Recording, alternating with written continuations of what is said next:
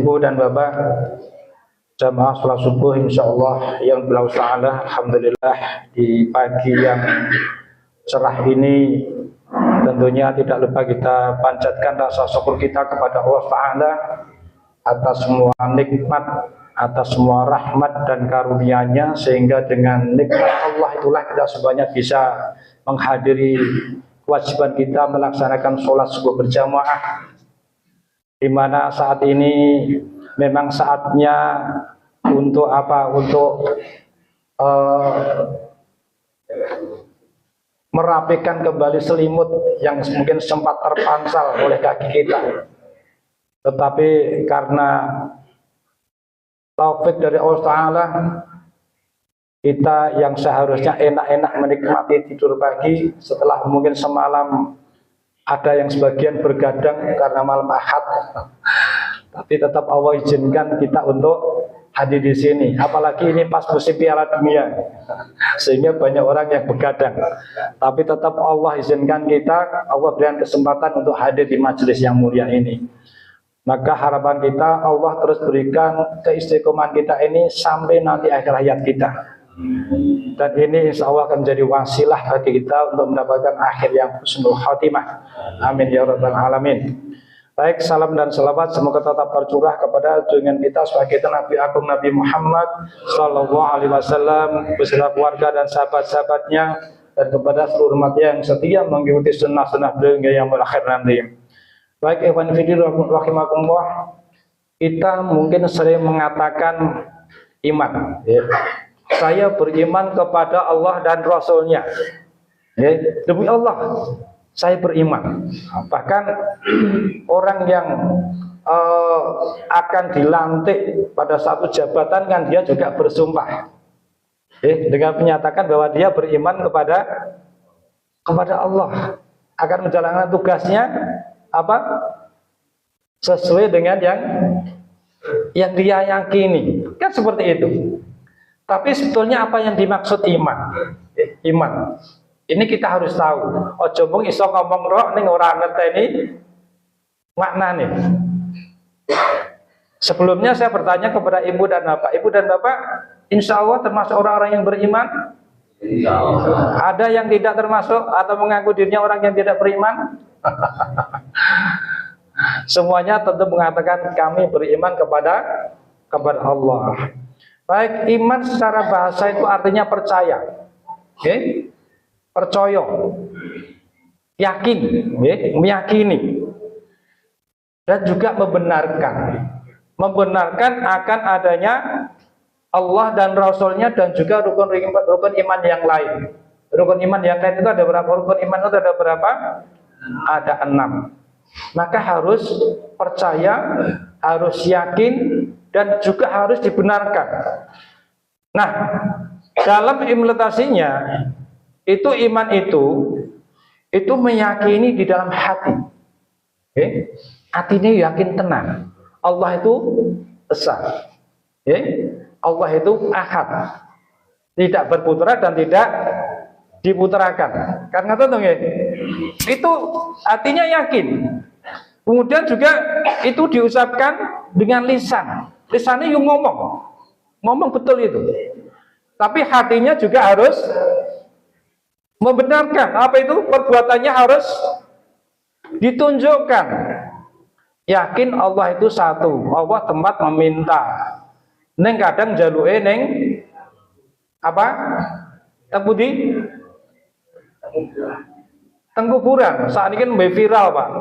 Teng medsos itu sedang diekspos Gunung Kemukus. Ritual di Gunung Kemukus. Gunung Kemukus ini temu di sini. Gini Pak Mbah Min. Ritual di Gunung Kemukus nak malam Jumat apa Mbah Min niku? Jumat Kliwon. Wah pas pengajian gini. Dalam Jumat Pon. Ritual di Gunung Kawi. Bahkan saya tuh pernah ngobrol-ngobrol gitu.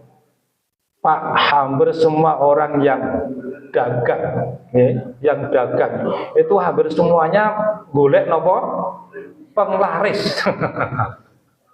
golek penglaris. Tapi ini belum pernah disurvei ya. Tapi perkataan dari orang-orang yang dagang, orang yang punya usaha itu rata-rata mempunyai penglaris. Nah ini artinya apa? Artinya dia walaupun hatinya, wis ngomong apa itu? Hatinya itu sudah meyakini, kemudian lisannya juga sudah mengucapkan, tetapi perbuatannya belum apa?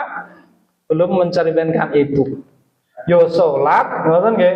Yo sholat, yo ndonga ning yo isih mampir golek penglaris. Arep duwe gawe. Nggih, arep duwe gawe. Nak duwe gawe bulan Suro kuwi bulan sing napa? Keramat. Ora oleh dienggo gawe. Yo ngaku iman. Ning isih milih-milih sasi, isih milih-milih tanggal. Wah, iki pas gemblake bae.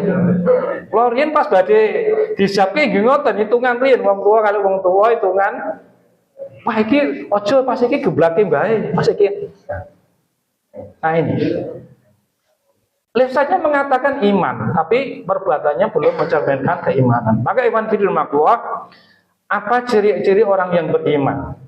Nah ini nanti bisa dilihat dalam Quran surat Al-Hujurat ayat yang ke-15. Yang pertama, ciri orang yang beriman. Surat Al-Hujurat ayat yang ke-15. Allah firmankan, A'udzubillahi minasyaitonir rajim. Innamal mu'minuna alladzina amanu billahi wa rasulihi tsumma lam yartabu wa jahadu bi amwalihim wa anfusihim fi sabilillah ulaika humus shadiqun.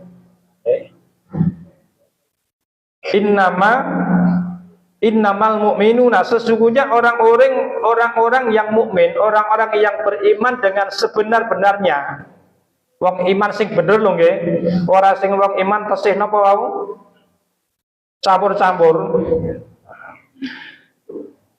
Yaitu apa? Hanyalah orang-orang yang beriman kepada Allah dan Rasul-Nya.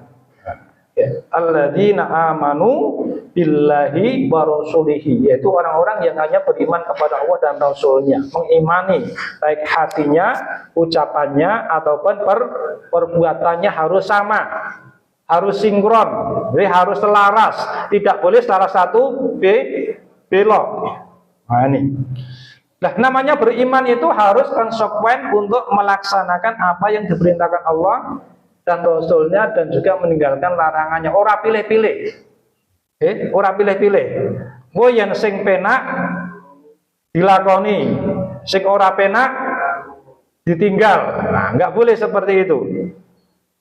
Semalam yartabu wa jahadu bi amwalihim wa anfusihim fi sabilillah. Kemudian mereka tidak ragu-ragu, orang mamang neh. Atine mantep. Nawi istilah saat ini kuno kata mantep, madep, napa? Melu para tuwa. Nah iki mantep, madep, wonten ngersane Allah. Yakin. Dan apa? Mereka berjihad dengan harta dan jiwanya. Berjuang di jalan Allah baik dengan harta, karena apa? Karena merasa harta itu hanya titipan dari Allah. Karena harta itu besok pasti akan ditinggal. Kemarin saya ada pernyataan begini, Pak. Ada kata-kata yang luar biasa menyentuh sekali. Ketika ada seorang ayah, seorang ayah, dia kemudian meninggal, dan karena tidak dikubur hari itu, dia dikubur besoknya. Ketika ditanya, kapan Pak Meta itu apa? Oh Bapak insya Allah binjang. Malam ini diinapkan dulu di rumah. Coba kata-kata diinapkan. Nah diinapkan itu berarti ning omahe dhewe napa mboten? Diinapkan Pak. Diinapkan itu artinya apa?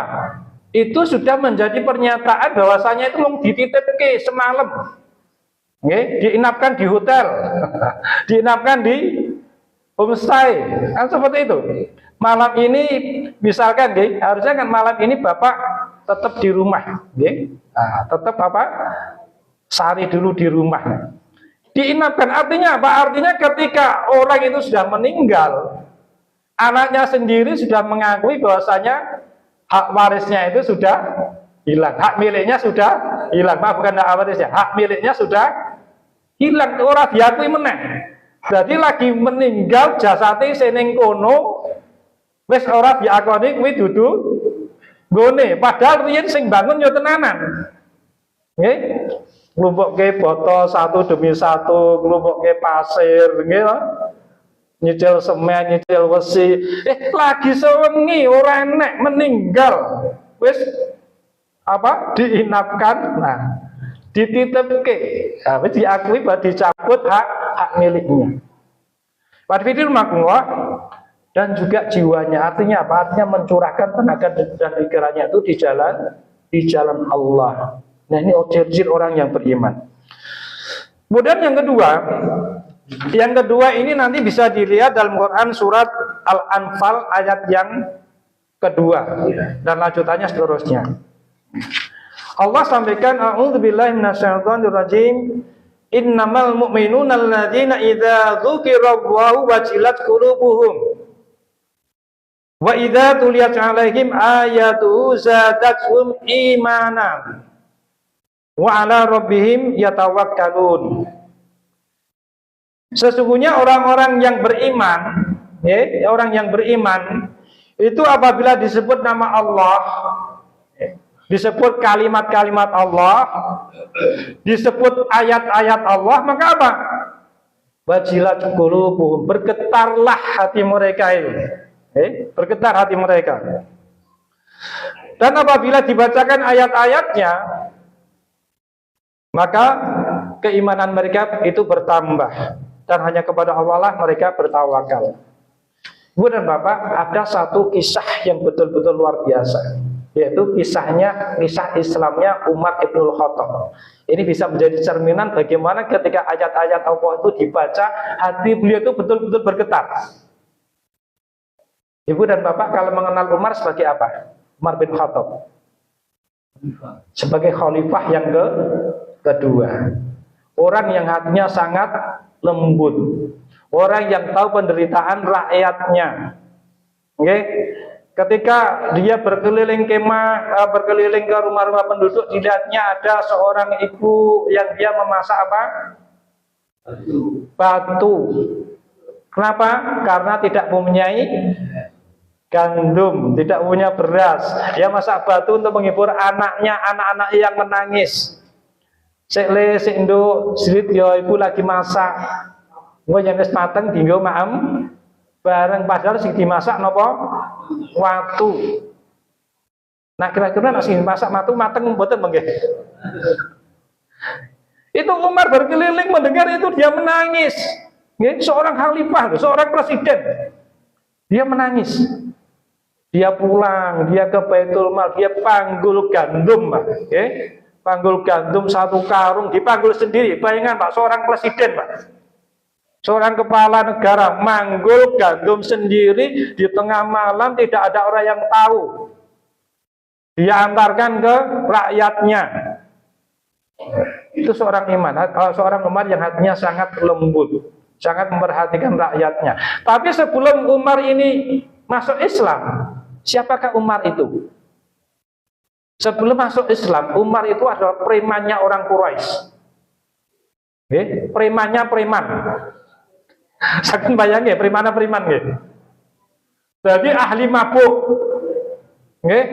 Ahli tawuran, ahli padu. Wis ora enek wong orang Quraisy sing ngerti krungune Umar ini jenenge Umar ora ndredeg atine. Karena orangnya berangasan. Masalah sithik cabut pedange. Ayo sapa sing wani? Umar seperti itu. Maka suatu ketika Umar ini kan sangat benci dengan Islam. Sangat benci betul. Nah, suatu saat dia itu menuju ke Ka'bah, Ibu dan Bapak. Menuju ke Ka'bah. Dia buka tirai Ka'bah, dan dia itu melihat dan mendengar Rasulullah SAW saat itu sedang membaca surat Al-Haqqah.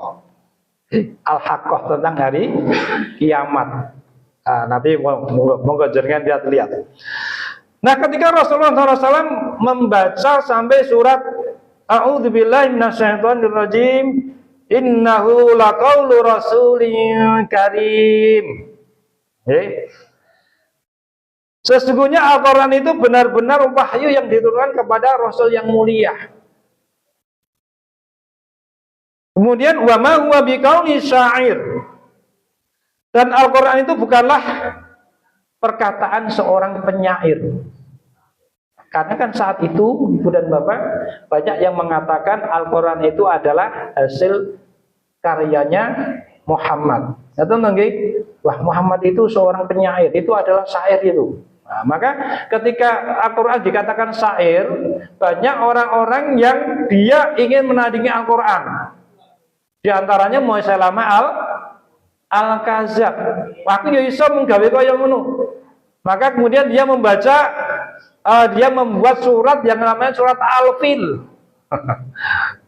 Surat Al-Fil. Kalau di sini kan Al-Fil, alam taro kaifa fa'ala rabbuka bi ashabil fil dan seterusnya. Dia membuat surat Al-Fil, gajah. Kemudian terus gajah, belalainya panjang, kakinya besar. Seperti itu. Jadi Umar pun mengatakan, itu hanya perkataan seorang penyair. Kemudian qalilam ma tu'minun, sedikit sekali dari kalian yang beriman. Mendengar ayat ini, lalu Umar itu artinya berkata lagi, kalau itu bukan perkataan seorang penyair, itu perkataan seorang ahli tenun, seorang tukang tenun. Tukang apa? Tenung ya. Nah, tenun kan sing mintal. Seorang ahli tenung. Maka kemudian Rasulullah lanjutkan membaca ini. Ini apa yang menggerakkan loh? Karena dia secara tidak sengaja mendengar bacaan dari Nabi Muhammad. Maka Nabi Muhammad melanjutkan bacaannya, wala biqauli kahin qalilam ma tadhakkarun. Dan bukan pula perkataan seorang tukang tenun. Itu dijawab langsung oleh Allah. Dan bukan pula perkataan seorang tukang tenun. Qalilam ma tadhakkarun, maka sedikit sekali orang yang mengambil pelajaran darinya. Tanzilum mir rabbil alamin, dia adalah wahyu yang diturunkan dari Rabb semesta alam. Maka mendengar ini, Umar ini hatinya sedikit bergetar. Belum banyak, tapi egonya masih kuat. Goyen aku melu Muhammad, napa? Nanti bagaimana pandangan kaumku? Egonya masih kuat. Nah, kemudian suatu ketika di lain kesempatan, Umar ini dengan menghunus pedang, dia mencari Nabi Muhammad. Dia tanyakan, di mana Muhammad? Akan saya bunuh. Karena memang itu preman. Akan saya bunuh. Nah, ketika dia di perjalanan, dia itu diingatkan oleh Nu'aim bin Abdullah. Ya Umar, kamu mau kemana? Saya mau mencari Muhammad, mau saya bunuh. Kemudian apa yang dijawab Nu'aim? Ya Umar, noleo gedokmu dewi. Nah, noleo gedokmu dewi napa niku? Lihatlah dirimu sendiri. Ya. Kuwi adikmu Fatimah dan suaminya Said. Niku saat ini masuk Islam. Maka kalau kamu membunuh Rasulullah, tonton saya adikmu kuwi. Lalu betul. Kemudian dia ke rumah adiknya. Ke rumah adiknya. Nah, ketika dia ke rumah adiknya itu, dia mendengar adiknya sedang dibimbing atau diajari oleh Ka'ab. Diajari saat itu membaca surat Toha. Surat Toha. Nah, mendengar ini Umar itu marah betul. Dia gedor-gedor pintunya, nggih. Lalu Said iparnya itu dipukul, nggih. Ora tanggung-tanggung langsung dipukul. Adiknya Fatimah itu langsung ditampar sampai berdarah. Ini seorang Umar. Kemudian terjadi perdebatan dan akhirnya apa? Akhirnya Umar ini mengatakan, ketika menyaksikan adiknya menangis dan berdarah ini, akhirnya itu hatinya juga sedikit luluh. Kemudian dia sampaikan, "Ya Fatimah, tadi apa yang kau baca? Ini yang aku baca adalah lembaran-lembaran Al-Quran. Tolong berikan aku, tolong berikan tuh, berikan kepada aku." Maka adiknya pun menjawab, "Oh nggak bisa, Mas Umar. Kamu harus bersuci terlebih dahulu baru boleh memegang Al-Quran ini." Kemudian Umar kemudian mandi, ya, mandi. Kemudian dia minta diperdengarkan atau dia membaca surat Toha ini.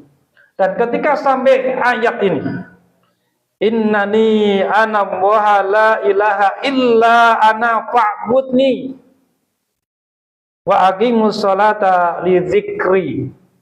Ini surat Toha ayat yang ke-14. Hatinya betul-betul tergetar. Hatinya betul-betul menangis saat itu. Luluh air matanya. Ketika sampai di ayat Toha ayat yang ke-14 ini. "Innani ana Allaha la ilaha illa ana fa'budni." Allah membuat pernyataan dalam ayat ini. Sesungguhnya aku ini adalah Allah.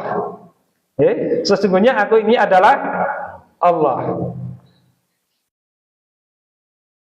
La ilaha illa ana, tidak ada Tuhan selain aku. Fa'budni, maka sembahlah aku. Sudah, sampai di sini Umar itu, tapi yang hatinya keras tuh langsung apa? Luruh dia. Wa aqimus sholata li dzikri. Maka dirikanlah sholat untuk mengingatku, dan juga dan maka sembahlah aku, okay? Sembahlah aku dan dirikanlah sholat untuk mengingatku. Maka iman fillah, seorang Umar yang hatinya begitu keras, ketika diperdengarkan ayat Al-Quran, hatinya apa? Bergetar. Okay? Seorang preman Quraisy, seorang ahli mabuk, seorang ahli yang senang berkelahi. Sing penting nopo joto sisik urusan eri. Nah, alhamdulillah, kita ini sudah Allah takdirkan Islam dari lahir. Semuanya kan Islam dari lahir. Kok nganti tidak mau mentadaburi Al-Quran, tidak mau mempelajari Al-Quran, itu namanya apa? Kebangetan. Kebangetan betul. Maka yuk kita bergauli dengan baik Al-Quran. Kemudian ciri yang berikutnya, yang ketiga, ini tercantum dalam Quran surat Al-Mu'minun, ya nanti bisa dilihat ayat yang kedua sampai ke-9. Bahkan dalam surat ini Allah buka dengan ayat yang betul-betul luar biasa. A'udzubillahi minasyaitonirrajim. Qad aflahal mu'minun. Sungguh beruntung orang-orang yang beriman. Kenapa beruntung? Nanti di ayat yang ke-10 disebutkan ulaika humul warithun, karena orang-orang yang berimannya akan mendapatkan apa? Warisan. Warisannya apa? Alladzina yarithunal firdaus, yaitu surga firdaus. Syaratnya apa? Beriman. Nah, ciri yang ketiga, alladzina hum fi sholatihim khashi'un, yaitu orang-orang yang khusyuk, khusyuk dalam sholatnya. Nah, orang-orang yang khusyuk dalam sholatnya. Ibu dan bapak, sholatnya sudah khusyuk atau belum? Sudah khusyuk apa belum? Ngakoni nih. Ngakoni. Sebetulnya orang yang khusyuk sholatnya itu bisa dilihat ibu dan bapak. Dilihatnya dari mana? Dari setelah sholat. Nggih. Enten wong sing salate ketoke kusuk tenanan. Allahu Akbar. Mukane dingluk, nggih, yo ketoke maca tenanan. Nah, maca tenanan, mati rambut. Tapi setelah sholat, setelah selesai sholat, kembali ke masyarakat, ternyata sholatnya tidak mewarnai perbuatannya. Apakah ini sholatnya khusyuk? Belum khusyuk artinya. Artinya belum khusyuk. Banyak orang yang sholat 5 waktu, bahkan wis kaji barang, wis umroh, ahli sedekah, tapi masih sering memakan harta orang lain. Berarti apa sholatnya khusyuk? Belum. Kenapa? Karena sholat yang khusyuk itu Allah sebutkan dalam Quran surat Al-Ankabut ayat yang ke-45. Inna sholata tanha anil fahsya'i wal munkar. Sesungguhnya sholat itu mencegah dari perbuatan fahsya, perbuatan keji. Perbuatan keji. Yang dimaksud perbuatan keji atau fahsya itu apa? Yaitu perbuatan yang menuju kepada zina. Kepada perbuatan zina. Kemudian Bapak, ini banyak orang yang sholat, ning nopo masih banyak melakukan perzinahan. Kemarin kan viral, digerebek kepala kepala lapas, kepala lapas niku napa niku ngopeni wis sepuh kepala lapas itu wis sepuh sekitar 40-an ke atas. Ternyata dia itu ngekoske wanita muda yang baru usianya sekitar 18 tahun. Dikoske. Nah, ketika digerebek ditakoni, ini hubungannya nopo niku kakak saya itu adik angkatnya. Adik angkatnya nginep ning kono berminggu-minggu. Nah, ini. Jadi sholat yang khusyuk pasti akan mencegah dari perbuatan fahsya, perbuatan perzinahan. Apalagi sekarang ini yang namanya perzinahan itu betul-betul sudah menjadi sudah sepertinya wis menjadi barang yang umum, ngoten lho. Laras napa mboten? Nggih. Laras napa mboten? Mboten nggih, Pak Danang nggih. Bagi orang yang beriman mboten. Tapi di masyarakat itu sudah seperti hal yang umum. Kemarin kan sempat heboh pada waktu demo, Pak, di DPR. Demo. Nah, setelah demo selesai itu di resepsi ternyata di situ juga banyak kondomnya. Ketika tahun baru, kita dibersihkan tempat mengumpul itu banyak juga bekas-bekas itu, pengaman itu. Itu banyak sekali. Kemarin yang baru viral di Venezuela, parade LGBT. Parade LGBT, dan Allah langsung turunkan itu azab itu dengan memberikan gempa 7, skala Richter yang korbannya naudzubillah itu sangat-sangat luar biasa sekali. Jadi ini perbuatan fahsya ini betul-betul sudah mewabah, sudah menjadi penyakit di masyarakat kita. Maka kita harus hati-hati menjaga keluarga kita. Wal mungkar dan juga perbuatan maksiat. Maka sholat itu harus menjaga dari kemaksiatan. Kita sholat jengang-jenging 5 waktu ning karo tanggane napa? Ora rukun. Nah, ini sholatnya belum khusyuk. Sholatnya belum khusyuk. Sholate ketoke tenanan ning napa? Karo tanggane isih seneng ngumpul-ngumpul rasan, berarti belum khusyuk. Maka khusyuk itu dilihat bagaimana sholat ini mewarnai hari-harinya ketika selesai sholat. Kemudian yang keempat, walladzina hum 'anil lahwi mu'ridun. Yaitu orang-orang yang menjauhkan diri dari perbuatan atau perkataan yang tidak berguna.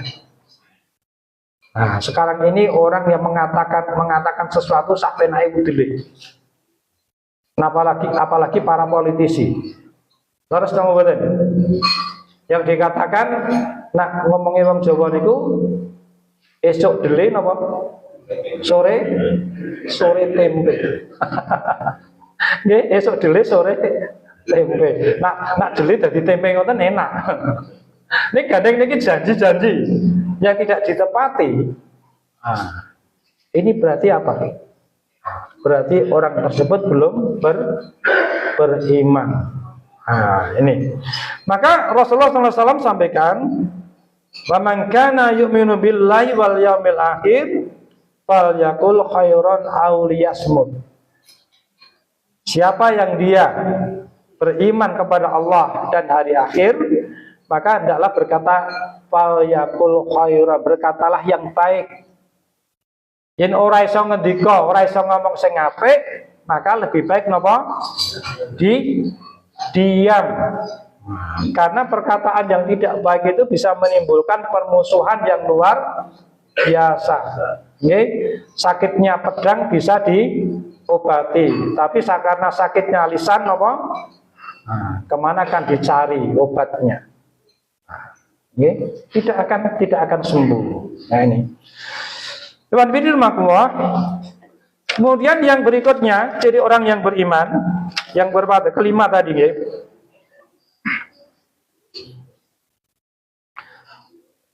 walladzina hum lizzakati fa'ilun, yaitu orang-orang yang senang, orang-orang yang menunaikan zakat. Maka orang yang mengaku dirinya beriman, atau orang yang beriman, bukan mengaku, orang yang beriman, itu di dalam dirinya selalu ada semangat untuk menolong sesama. Urip iku tulung tinulung, akan menolong sesama. Kemudian juga dia dengan ringan menyisihkan hartanya. Baik itu untuk membayar zakat, untuk infak, untuk sedekah. Orang iman-iman, orang iman-iman.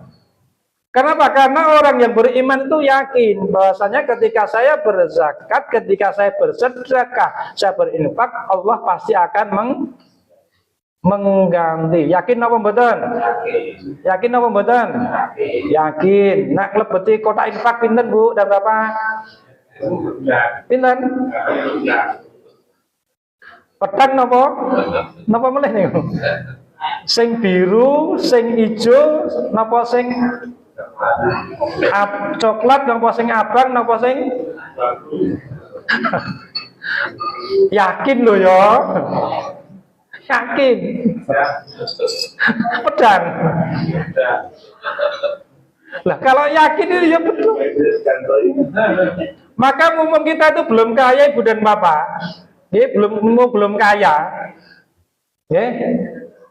itu ya sedekah ya jangan tanggung-tanggung. Karena kalau jadi orang kaya itu mau sedekah ya abot. Kita belum kaya, kita punya uang 100.000. Mau sedekah 20.000, mau 30, mau 50.000, itu insya Allah masih enteng. Di 100.000 disedekah ke 50.000 itu masih enteng. Karena memang itu kita tersentuh betul. Tapi coba kalau misalkan kita sudah menjadi orang yang kaya, punya uang katakanlah 1 miliar, mau sedekah 50%, kira-kira artinya tekan apa mboten? Mumpung belum kaya maka di 100.000 sedekah 50.000 sudah 50% dari harta. Wis padha karo Umar sing sedekah 50% hartanya. Kalau Abu Bakar kan seluruh hartanya. Wis madani Umar paling tidak. Nah itu. Jadi kita harus yakin bahwasanya ketika kita bersedekah, ketika kita berinfak, nah, yakin bahwasanya Allah betul-betul akan menambah harta kita. Kemudian apalagi jadi yang berikutnya yaitu orang-orang yang walladzina hum li furujihim hafidun. Orang-orang yang menjaga kemaluannya. Kemaluannya. Yang dimaksud kemaluannya itu apa, Pak? Yaitu yang terletak antara lutut dan pusar. Nah, Ibu dan Bapak, ini betul-betul menjadi sebuah penyakit. Sebuah penyakit, apalagi dengan maraknya medsos ini, maraknya medsos, maraknya AI, itu akan melihat apapun itu bisa. Kemarin kan juga sempat viral orang yang dia sering live di TikTok. Di sini ada yang sering live di TikTok. Nah, live di TikTok. Tapi kalau ini kan bagus, buktinya bagus. Live di TikTok, joget-joget. Kan saat ini ngoten dong, joget-joget. Bahkan banyak juga yang harusnya menjadi panutan Bu Guru dan lain-lain itu joget-joget lalu live di TikTok. Ya, itu juga ada seorang remaja yang dia senang live, lalu kemudian dia diberikan gift. Diberikan gift niku caranya pripun nggih? Kula nggih boten mudeng nggih. Diberikan gift hadiah. Kalau gift itu kan hadiah. Caranya pripun niku? Lalu kemudian dia DM itu napa? Napa sing nom ya? Direct message. Jadi pesan langsung ngoten nggih. Berarti lewat WA napa anu niku? Pokoke nggih ngoten nggih. Terus DM. Kenalan, ngoten nggih. Kenalan. Lalu kemudian ditransfer uang. Nah, akhirnya apa? Remaja ini kan akhirnya merasa apa? Dibantu, diuangke, dimuliakan. Lalu setelah kemudian kencan di hotel. Ternyata laki-lakinya ini ternyata sudah punya istri dan sudah punya anak. Salah kencan di hotel apa?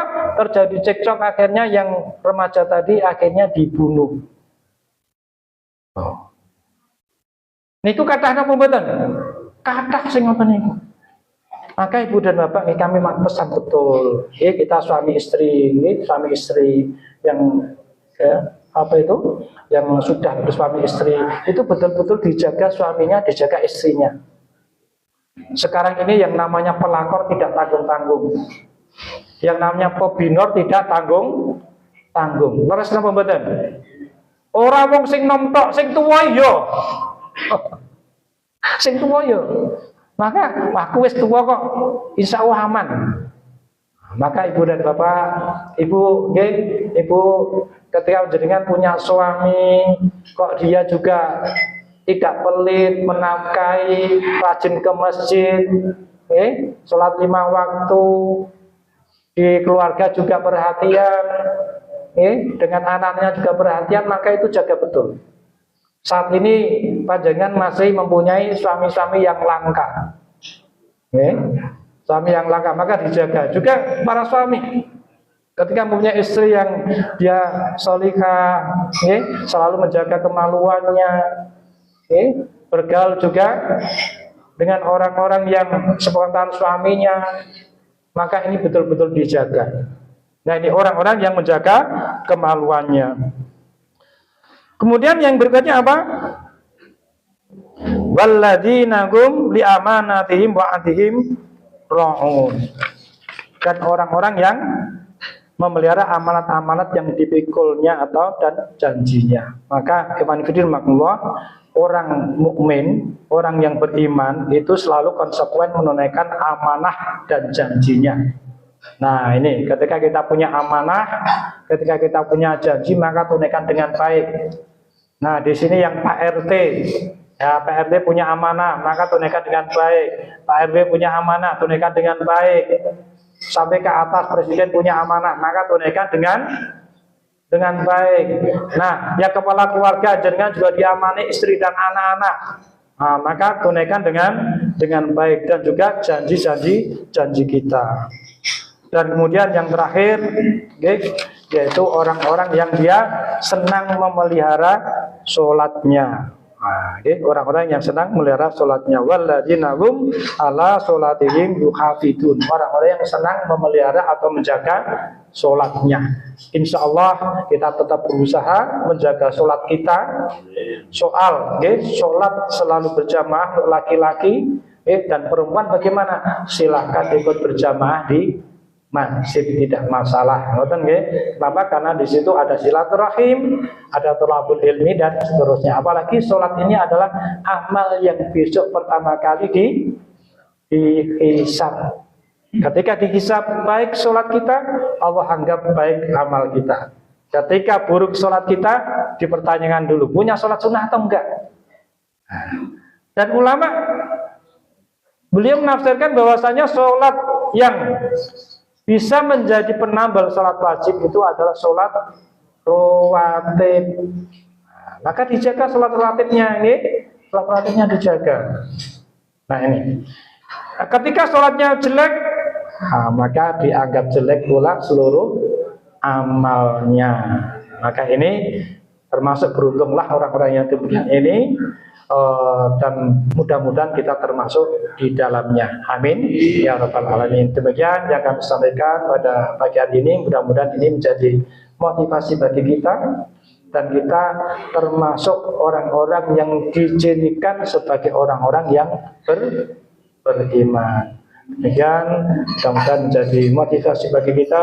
Subhanallah wa bihamdika asyhadu an la ilaha illa anta astaghfiruka wa atubu ilaik. Wassalamualaikum warahmatullahi wabarakatuh.